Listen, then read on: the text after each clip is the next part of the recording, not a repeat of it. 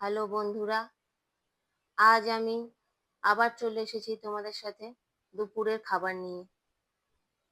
আজ মেনুতে আছে গরম গরম ধোঁয়া ওঠা ভাত, কাঁকরোল ভাজা, আর আছে আলু কুমড়ো ভাতে, লাল শাক চচ্চড়ি, তার সাথে আছে ডাল, মাছের কালিয়া, আর আছে চাটনি।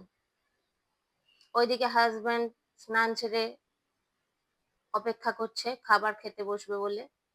আমি ভিডিও করছি তাই এখন খেতে বসতে পারছে না।